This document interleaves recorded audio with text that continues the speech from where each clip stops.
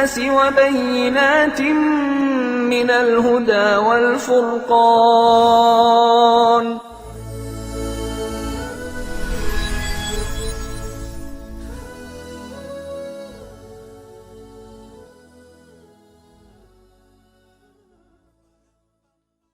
نحمدہ ونصلی علی رسولہ الکریم، اما بعد. سامعین، میرا موضوع مقالہ ہے کائنات اور کرۂ ارض کے بعض تخلیقی مراحل، بائبل، قرآن، حدیث اور جدید جیولوجی تحقیقات کے تقابلی مطالعے کی روشنی میں. بائبل کا بیان ہے کہ ہماری زمین کی تخلیق سن 4004 قبل مسیح میں کی گئی، جبکہ جدید سائنس کا دعویٰ ہے کہ ہماری زمین کی عمر 4.5 بلین یعنی 4.5 ارب سال ہے. ظاہر ہے کہ یہاں بائبل اور سائنس میں کھلا تضاد پایا جا رہا ہے. بائبل کے برخلاف قرآن و حدیث میں زمین کی تخلیق کی تاریخ کو متعین نہیں کیا گیا ہے، بلکہ کرۂ ارض کی تاریخ میں واقع ہوئے بعض عظیم جیولوجیائی حادثات کی طرف اعجازی انداز میں اشارہ کرنے پر اکتفا کیا گیا ہے، تاکہ ان قدیم حادثات کی جانکاری حاصل ہونے کے بعد انسان قرآن و حدیث کی حقانیت کا ادراک کر سکے. لہذا اسلام نے کرۂ ارض کی عمر اور قدامت کا اندازہ لگانے کا کام خود انسان پر چھوڑ دیا ہے. کرۂ ارض کی جیولوجیائی تاریخ میں واقع ہوا ایک ایسا ہی اہم واقعہ کرۂ ارض پر ایک عظیم الشان بر اعظم کا وجود اور پھر اس کا ٹوٹ کر مختلف حجموں کے ساتھ بر اعظموں میں تقسیم ہونا ہے. ایک بر اعظمی نظریہ.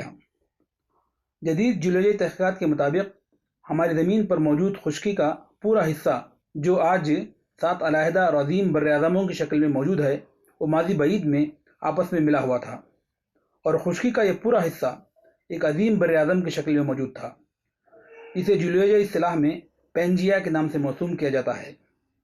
اس ایک جثہ عظیم بر اعظم کو عظیم الشان سمندر چاروں طرف سے گھیرے ہوئے تھا، جسے پینتھلیسیا سے موسوم کیا جاتا ہے.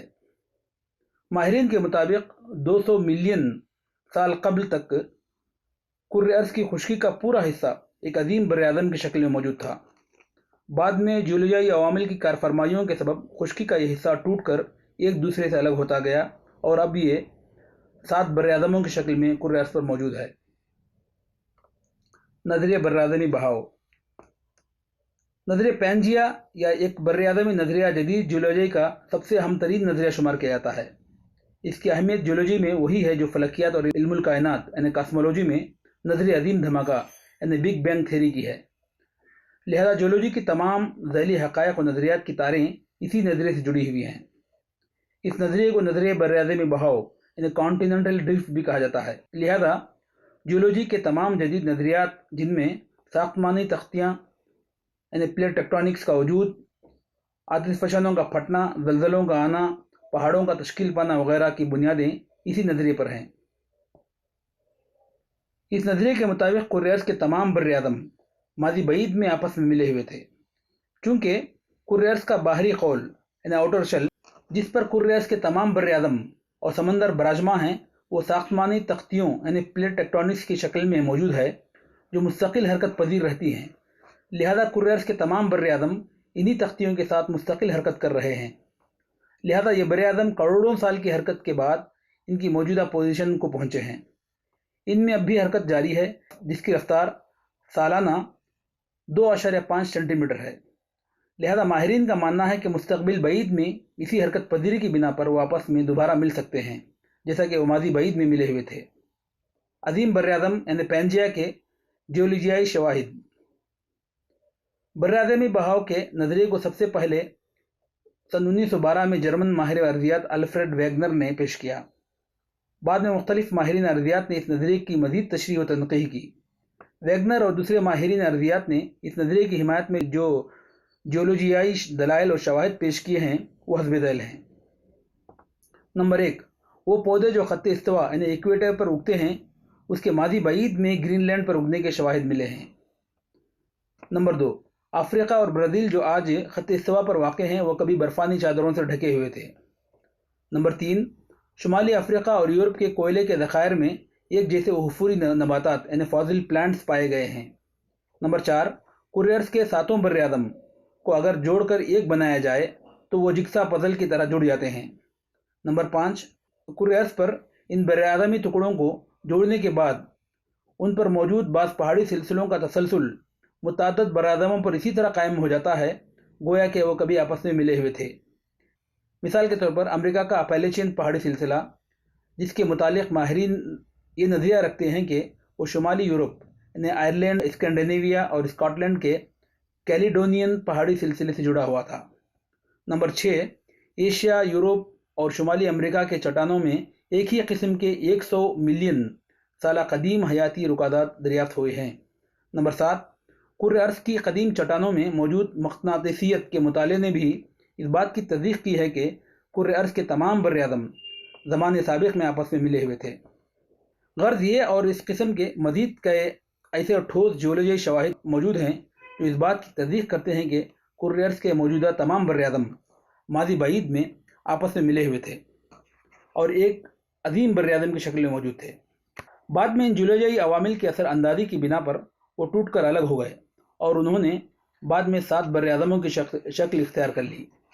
ایک عظیم بر اعظم کا تذکرہ قرآن و حدیث میں، جیسا کہ بتایا گیا کہ قرآن مجید اور احادیث میں نہ ہی کائنات کی تخلیق اور اس کے آغاز کی تاریخ وارد ہوئی ہے اور نہ ہی کرۂ ارض کی تخلیق اور اس کی ابتدا کی تاریخ کا تعین کیا گیا ہے، جیسا کہ سلسلے میں بائبل میں بتایا گیا ہے۔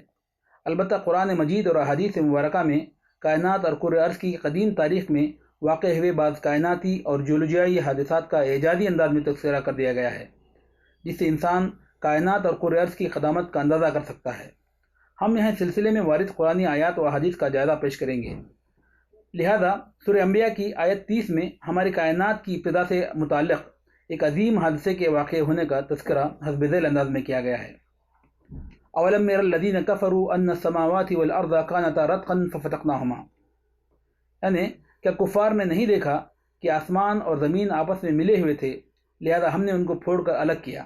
لفظ ارض و سما کی معنوی وسعت، قبل اس کے کہ ہم مذکورہ بالا آیت اور اس کی تفسیر میں وارد احادیث کی تفسیر و تشریح کریں، پہلے لفظ ارض و سما کے لغوی معنی سمجھ لینا ضروری ہے۔ عربی زبان میں ارض و سما انتہائی وسیع المعنی الفاظ ہیں، ان کی معنوی وسعت میں کئی اشیاء سما سکتی ہیں، لہذا عربی زبان میں لفظ سما کا اطلاق ہر اس شے پر ہوتا ہے جو کرۂ ارض پر انسان کی بنسبت اوپر ہو۔ لہذا عربی لغات میں سما کی حسب ذیل تعریف وارد ہوئی ہے، کل ما علا کا فہو سما، یعنی ہر وہ شے جو آپ کے اوپر ہو وہ سما ہے۔ لہذا لفظ سما کی معنوی وسعت میں بادل، کرۂ ہوا کی پرتیں، خارجی سیارے، خارجی فضا، ستارے، سیارے، سیارچے اور تمام اجرا میں سماوی سما سکتے ہیں۔ قرآن حدیث میں اس لفظ کا استعمال ان تمام معنی کے لیے ہوا ہے۔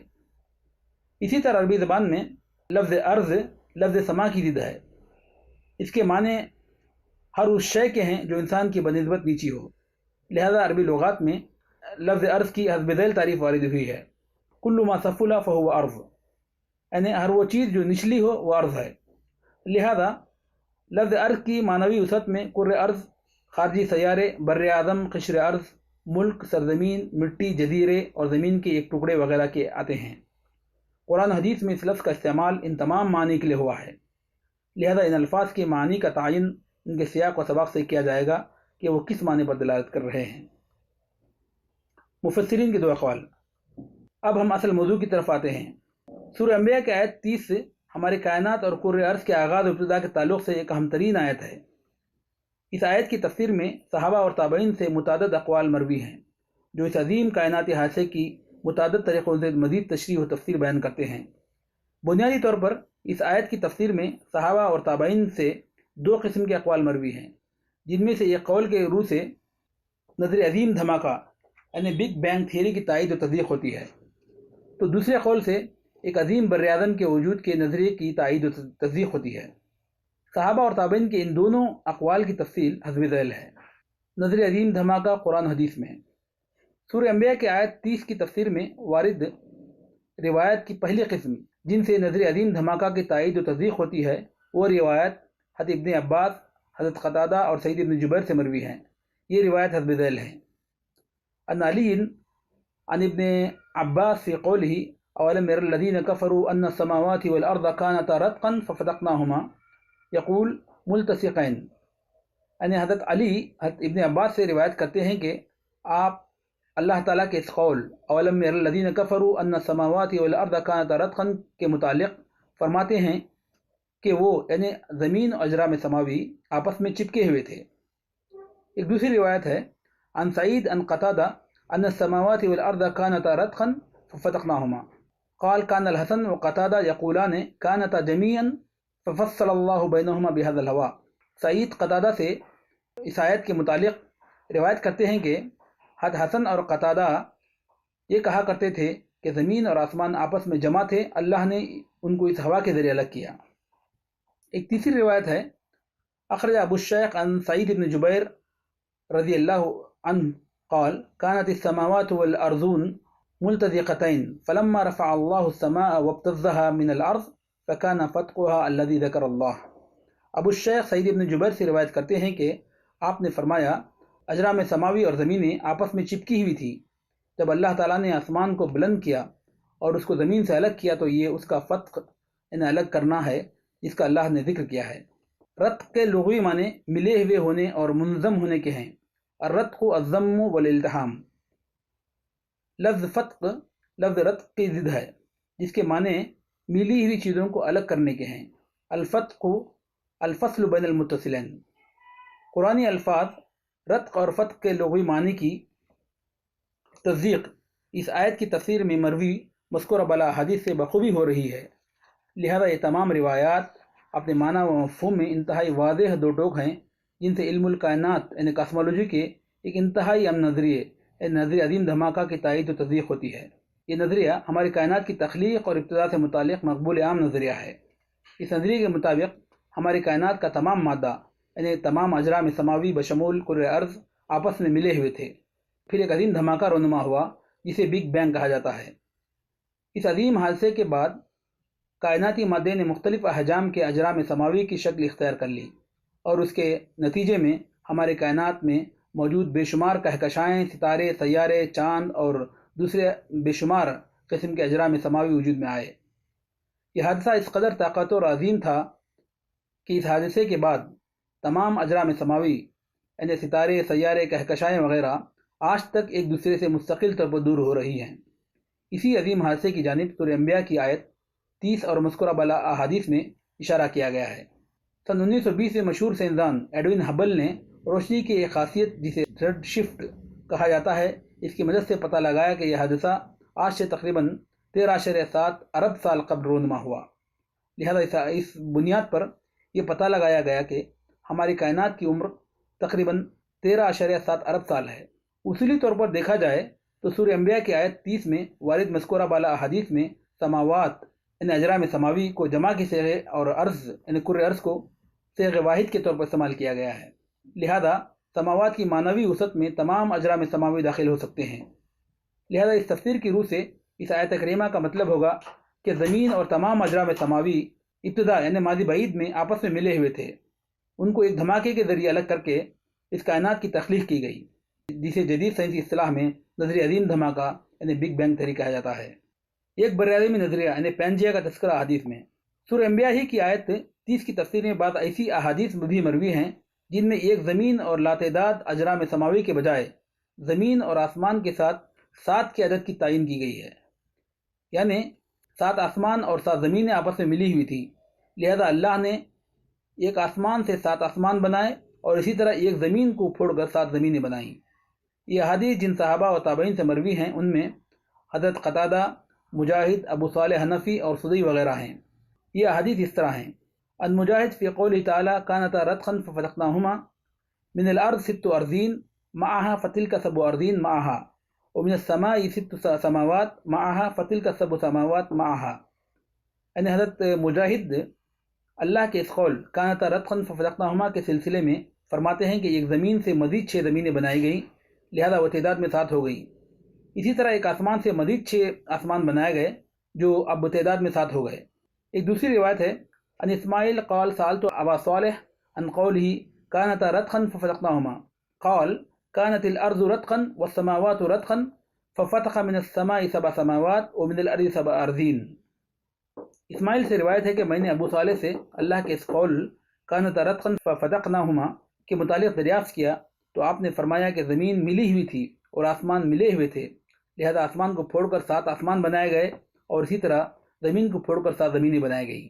ایک اور روایت ہے، قال السدی كانت السماوات مؤتلفة طبقة واحدة ففتقها فجعلها 7 سماوات كذلك الأرض كانت طبقة واحدة ففتقها فجعلها 7 أرضين۔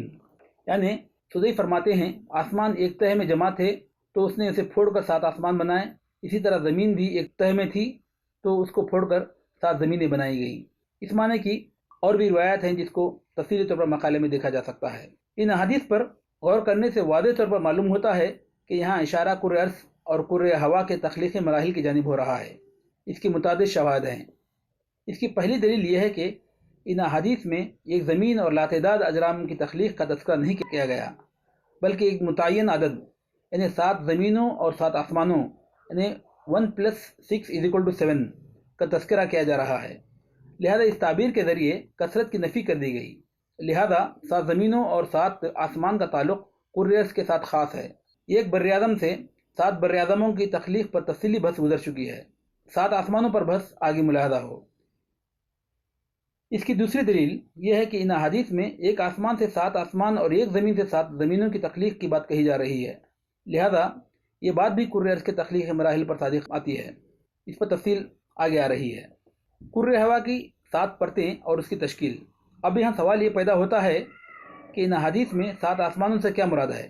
تو اس سلسلے میں راقم کی تحقیق کے مطابق ان احادیث میں 7 آسمانوں سے مراد ہمارے کرۂ ارض کے کرۂ ہوا یعنی ایٹماسفیئر کی 7 پرتیں ہیں جو کرۂ ارض کو ہر قسم کے آسمانی آفات اور حملوں سے تحفظ فراہم کرتی ہیں اور جن کی وجہ سے کرۂ ارض پر زندگی کا پنپنا ممکن ہو سکا ہے۔ یہاں 7 آسمانوں کو کرۂ ہوا کی 7 پرتوں پر محمول کرنے کے کئی دلائل ہیں۔ پہلا یہ کہ جیسا کہ بتایا گیا ان احادیث میں سما کے ساتھ 7 کے عدد کا تعین کر دیا گیا ہے کہ یہ عدد میں 7 ہی ہیں، لہذا ان کا انطباق کرۂ ہوا کی 7 پرتوں ہی پر کیا جا سکتا ہے، دوسرے اجرام سماوی پر نہیں کیا جا سکتا کیونکہ وہ لاتعداد ہیں۔ دوسرا یہ کہ جیسا کہ 7 عارضین کے تحت بتایا گیا یہ احادیث کرۂ ارض کی تخلیق سے متعلق وارد ہوئی ہیں، لہذا زیادہ قرین قیاس ہے کہ 7 آسمانوں سے مراد زمین کے کرۂ ہوا کی 7 پرتیں ہی ہیں۔ سائنسدانوں کے مطابق زمین کا کرۂ ہوا زمین کی تخلیق کے بعد اس کے ابتدائی دنوں میں موجود نہیں تھا۔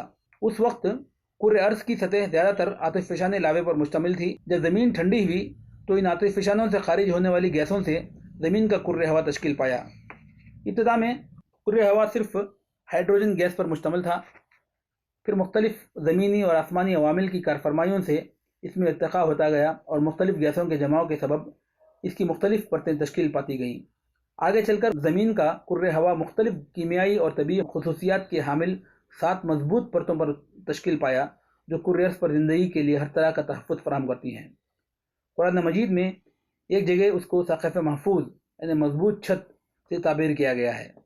کرۂ ارض کی یہ 7 پرتیں حسب ذیل ہیں۔ پہلا ٹروپوسفیئر، دوسرا اسٹریٹوسفیئر، تیسرا میسوسفیئر، چوتھا تھرموسفیئر، پانچواں ایگزوسفیئر، چھٹا اوزون لیئر، ساتواں آیونی پرت یعنی آیونوسفیئر۔ ان میں سے ہر ایک پرت کا کرۂ ارض پر زندگی کو تحفظ فراہم کرنے میں اپنا ایک خاص کردار ہے۔ ان پرتوں کی خصوصیات اور ان کی کارکردگیوں کی تفصیل کے لیے کسی بھی سائنسی کتاب سے رجوع کیا جا سکتا ہے۔ زمین کے کرۂ ہوا کی اس تدریجی تخلیقی عمل سے اس سلسلے میں وارد مذکورہ بالا احادیث کی معنویت اور مصداقیت پر بھی روشنی پڑتی ہے، جن میں ایک آسمان سے 7 آسمانوں کی تخلیق کیے جانے کی جانب اشارہ کیا گیا ہے۔ ان اعتبارات سے مذکورہ بالا احادیث میں 7 زمینوں سے مراد کرۂ ارض کے 7 بر اعظم اور 7 آسمانوں سے مراد زمین کے کرۂ ہوا کی 7 پرتیں ہیں جن کے تخلیقی مراحل کی جانب ان حدیث میں اشارہ کیا جا رہا ہے۔ مذکورہ بالا حدیث سے یہ مفہوم لغوی اور اصولی دونوں بنیادوں پر بغیر کسی تعویل کے واضح اور دو ٹوک طور پر اخذ ہو رہا ہے، جس کی تائید و تصدیق جدید سائنسی تحقیقات سے بخوبی ہو رہی ہے۔ خلاصہ کلام یہ کہ سورہ انبیاء کی آیت 30 کی تفسیر میں وارد 2 قسم کی احادیث سے 2 بڑے اہم سائنسی نظریات کی تائید و تصدیق ہوتی ہے۔ پہلی قسم کی احادیث سے تخلیق کائنات کے متعلق سائنسدانوں کے نظریے عظیم دھماکہ نے بگ بینگ تھیوری کی تائید و تصدیق ہوتی ہے، تو دوسری قسم کی احادیث سے زمین اور اس کے کرۂ ہوا کی تخلیق سے متعلق سائنسدانوں کے مقبول عام نظریات کی تائید و تصدیق ہوتی ہے۔ اس طرح قرآن حدیث اور جدید سائنسی تحقیقات میں مکمل طور پر مطابقت اور ہم آہنگی کا اظہار ہوتا ہے۔ کائنات اور زمین کی تخلیق کے سلسلے میں تورات کے بیانات کے نقائص۔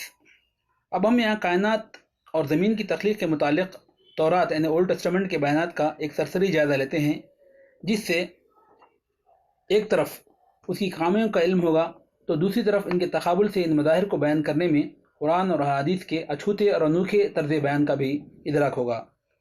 لہذا تورات میں مذکور ہے کہ ہماری کائنات 4004 قبل مسیح میں تخلیق کی گئی۔ اسی طرح ہماری کائنات و مافیہ کی تخلیق 7 دنوں میں کی گئی۔ یہ 7 دن ہمارے دنیاوی 7 دنوں کے برابر تھے۔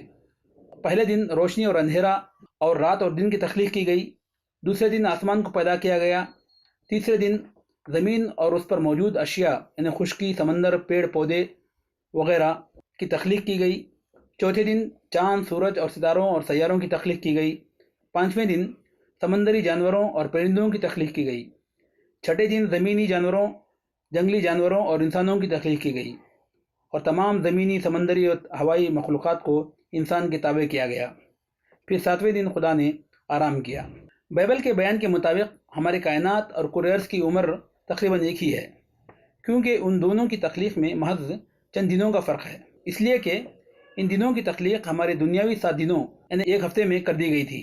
ظاہر ہے کہ تخلیق کائنات کے متعلق بائبل کے تمام نظریات جدید سائنسی تحقیقات کی روشنی میں غلط ثابت ہو چکے ہیں، جیسا کہ اوپر اس کی تفصیل بیان کی گئی ہے کہ جدید سائنس کی روح سے ہماری کائنات کی عمر تقریباً 13.7 ارب سال ہے، جبکہ ہماری زمین کی عمر کم از کم 4.5 ارب سال ہے۔ دوسرا یہ کہ بائبل کا یہ بیان کہ کائنات کی تخلیق ہماری دنیاوی 6 دنوں کے مساوی دنوں میں کی گئی، جدید سائنس کی روشنی میں یہ غلط نظریہ ہے، کیونکہ کائنات اور کرۂ ارض کی تخلیق کے مراحل جدید سائنس کی روح سے لاکھوں اور کروڑوں نہیں بلکہ اربوں سال پر محیط ہیں۔ تیسرا یہ کہ کائنات اور کرۂ ارض کی تخلیق کے مراحل کی جو ترتیب بائبل میں بیان کی گئی ہے وہ بھی جدید سائنس کی روح سے غلط ہے۔ مثلاً تورات کے مطابق سب سے پہلے رات اور دن کی تخلیق کی گئی، پھر آسمان کی، پھر زمین کی اور اس کی خشکی اور سمندر وغیرہ کی تخلیق کی گئی، پھر چاند اور سورج کی، مگر کرۂ ارض کی تخلیق سے پہلے رات اور دن کا تصور ناممکن ہے۔ اسی طرح سورج سے پہلے زمین کی پیدائش کا تصور بھی ایک غلط تصور ہے۔ قرآن اور حدیث کا اعجاز اور بعض اصولی مباحث۔ بہرحال کائنات اور کرۂ ارض کی تخلیق کے سلسلے میں قرآن و حدیث اور بائبل کے طرز بیان میں بڑا واضح فرق پایا جاتا ہے۔ قرآن و حدیث میں کائنات اور کرۂ ارض کی تخلیق کی تاریخ متعین کرنے کے بجائے انتہائی بلیغ انداز میں ان کی تخلیق کے بعد اہم مراحل کی جانب اعجازی انداز میں اشارہ کر دیا گیا ہے، اور ان حادثات کے وقوع کی تاریخ کا اندازہ کرنے کا کام انسان پر چھوڑ دیا گیا ہے۔ اس میں کچھ نہ کچھ اختلاف کا بہرحال امکان رہتا ہے۔ اس سلسلے کا دوسرا نقطہ یہ ہے کہ قرآن میں کائناتی حقائق و نظریات کی طرف بالعموم اعجاز و اختصار کے ساتھ اور اشاروں اور کنایوں میں بحث کی جاتی ہے، اس کے برخلاف احادیث میں ان کائناتی حقائق و مظاہر پر تفصیلی طور پر اور واضح اور دو ٹوک انداز میں بحث کی جاتی ہے۔ یہ اس بات کی غمازی کرتا ہے کہ احادیث قرآن کی تفسیر و تشریح اور اس کا تکملہ ہیں۔ تیسرا نقطہ یہ کہ قرآنی آیت کی تفسیر میں مختلف المعانی قسم کی احادیث کا وارد ہونا یہ اختلاف تضاد نہیں بلکہ اختلاف تنوع کے قبیل سے ہے، جس کو اصولی اصطلاح میں قرآنی الفاظ کے ذی وجوہ ہونے سے تعبیر کیا جاتا ہے۔ اس کی مثالیں راغب نے اپنی دوسرے مضامین اور کتابوں میں بھی کی ہے۔ اس سلسلے کے آخری اصولی بات یہ ہے کہ اگر قرآن و حدیث کے کسی بیان سے کسی سائنسی نظریے کی تائید و تصدیق لغوی اور اصولی طور پر بغیر کسی تعویل کے واضح اور دو ٹوک انداز میں ہو رہی ہو تو اس آیت کریمہ یا حدیث کے ذریعے سائنسی نظریے سے استدلال کیا جا سکتا ہے، کیونکہ قرآن و حدیث کی حقانیت پر یہ سائنسی حقائق و نظریات ایک دلیل زائد کا درجہ رکھتے ہیں۔ وآخر دعوانا ان الحمد للہ رب العالمین۔